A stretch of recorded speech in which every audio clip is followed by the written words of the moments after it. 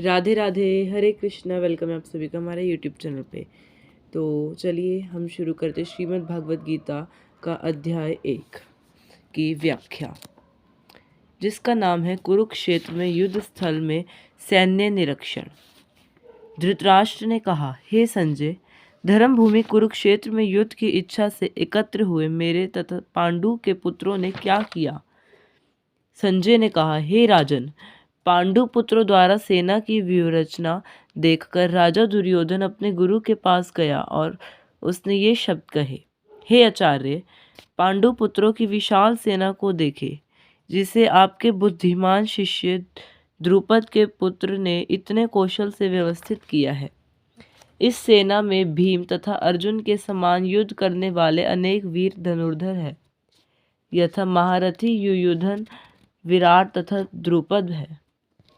इनके साथ ही धृष्टकेतु, चेकितान, काशीराज, पुरुजित, कुंती भोज तथा शैव्य जैसे महान शक्तिशाली योद्धा भी है। पराक्रमी युधामनु, अत्यंत शक्तिशाली उत्मोजा, सुभद्रा का पुत्र तथा द्रौपदी के पुत्र, ये सभी महारथी है। किंतु हे ब्राह्मण श्रेष्ठ, आपकी सूचना के लिए मैं अपनी सेना के उन नायकों के विषय में बताना चाहूँगा जो मेरी सेना को संचालित करने में विशेष रूप से निपुण है। मेरी सेना में स्वयं आप, भीष्म, कर्ण, कृपाचार्य, अश्वत्थामा, विकर्ण तथा सोमदत्त का पुत्र भूरिश्रवा आदि है, जो युद्ध में सदैव विजयी रहे हैं। ऐसे अन्य अनेक वीर भी हैं जो मेरे लिए अपने जीवन त्याग करने के लिए उद्धत है। वे विविध प्रकार के हथियारों से सुसज्जित हैं और युद्ध विद्या में निपुण हैं। हमारी शक्ति अपरिमेय है और हम सब पितामह द्वारा भली भांति संरक्षित है, जबकि पांडवों की शक्ति भीम द्वारा भली भांति संरक्षित होकर भी सीमित है।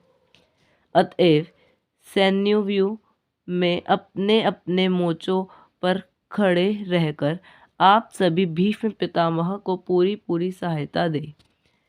तब कुरुवंश के वयोवृद्ध, परम प्रतापी एवं वृद्ध पितामह ने सिंह गर्जना की सी ध्वनि करने वाले अपने शंख को उच्च स्वर से बजाया, जिससे दुर्योधन को हर्ष हुआ।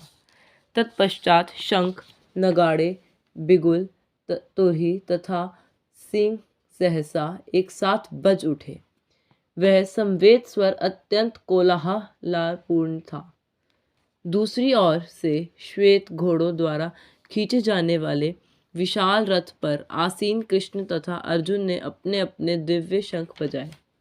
भगवान कृष्ण ने अपना पांचजन्य शंख बजाया, अर्जुन ने देवदत्त शंख तथा अति भोजी एवं अति मानवीय शंख बजाया। भीम ने पौंड्रक नामक भयंकर शंख बजाया। हे राजन, कुंती पुत्र राजा युधिष्ठिर ने अपना अनंत विजय नामक शंख बजाया तथा नकुल और सहदेव ने सुघोष एवं मणिपुष्पक शंख बजाए। महान धनुर्धर काशीराज, परम योद्धा शिखंडी, धृष्ट, दुग्न, विराट, अजय, सात्विक, द्रुपद, द्रौपदी के पुत्र तथा सुभद्रा के महाबाहु पुत्र आदि सबों ने अपने अपने शंख बजाए। इन विभिन्न शंखों की ध्वनि कोलाहल पूर्ण बन गई है, जो आकाश तथा पृथ्वी को शब्दायमान करती हुई धृतराष्ट्र के पुत्रों के हृदय को विदीर्ण करने लगी। उस समय हनुमान से अंकित ध्वजा लगे रथ पर आसीन पांडु पुत्र अर्जुन अपना धनुष उठाकर तीर चलाने के लिए उद्धत हुआ। हे राजन, धृतराष्ट्र के पुत्रों को व्यूह में खड़ा देखकर अर्जुन ने श्री कृष्ण से ये वचन कहे।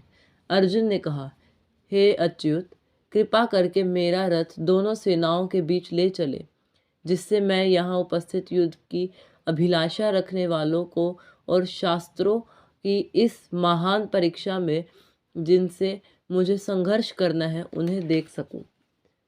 मुझे उन लोगों को देखने दीजिए जो यहाँ पर धृतराष्ट्र के दुर्बुद्धि पुत्र दुर्योधन को प्रसन्न करने की इच्छा से लड़ने के लिए आए हैं। अर्जुन ने वहां पर दोनों पक्षों की सेनाओं के मध्य में अपने चाचा, ताऊओं, पितामहों, गुरुओं, मामाओं, भाइयों, पुत्रों, पोत्रों, मित्रों, ससुरों और शुभचिंतकों को भी देखा। जब कुंती पुत्र अर्जुन ने मित्रों तथा संबंधियों की इन विभिन्न श्रेणियों को देखा तो वह करुणा से अभिभूत हो गया और इस प्रकार बोला। अर्जुन ने कहा, कृष्ण, इस प्रकार युद्ध की इच्छा रखने वाले मेरे मित्र तथा संबंधियों को अपने समक्ष उपस्थित देखकर मेरे शरीर के अंग कांप रहे हैं और मेरा मुंह सूखा जा रहा है, मेरा सारा कांप रहा है, मेरे रोंगटे खड़े हो रहे हैं, मेरा गांडीव धनुष मेरे हाथ से सरक रहा है और मेरी त्वचा जल रही है। मैं यहाँ अब और अधिक खड़ा रहने में असमर्थ हूँ। मैं अपने को भूल रहा हूँ और मेरा सारा सिर और मेरा सारा शरीर चकरा रहा है। हे कृष्ण, मुझे तो केवल अमंगल के कारण दिख रहे हैं। हे कृष्ण, इस युद्ध में अपने ही स्वजनों का वध करने से ना तो मुझे कोई अच्छाई दिखती है और ना मैं उसमें किसी प्रकार की विजय, राज्य या सुख की इच्छा रखता हूँ।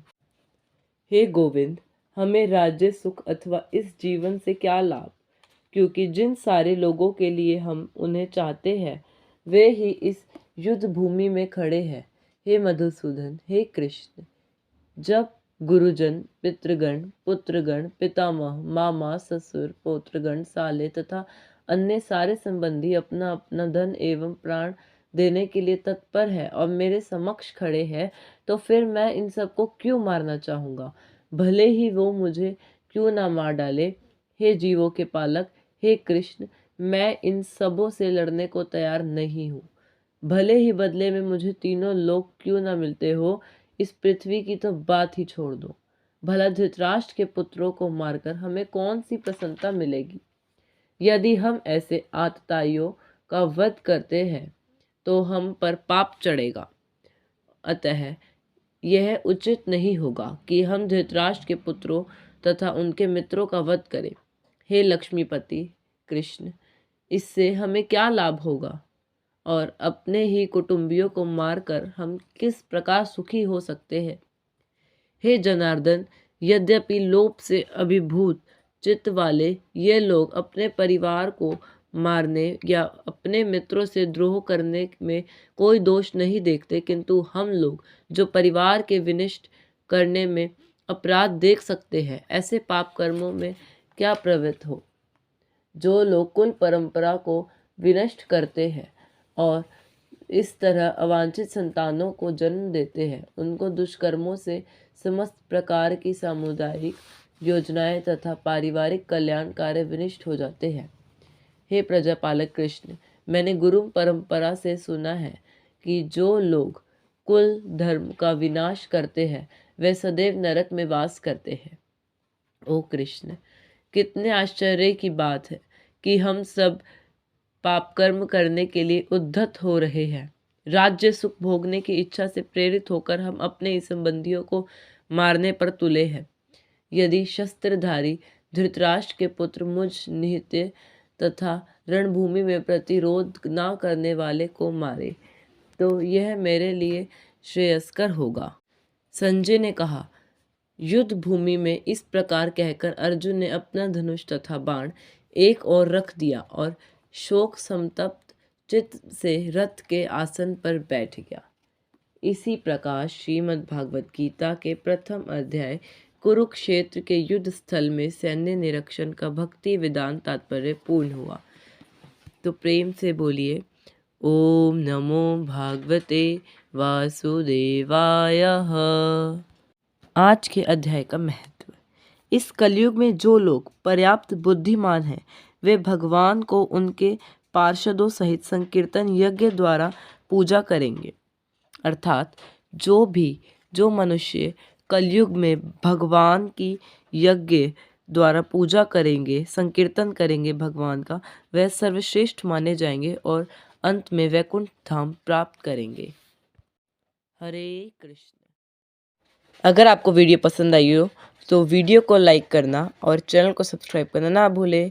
तो चलिए मिलते हैं आप सभी से नेक्स्ट वीडियो में अगले अध्याय के साथ। तब तक के लिए राधे राधे, हरे कृष्णा।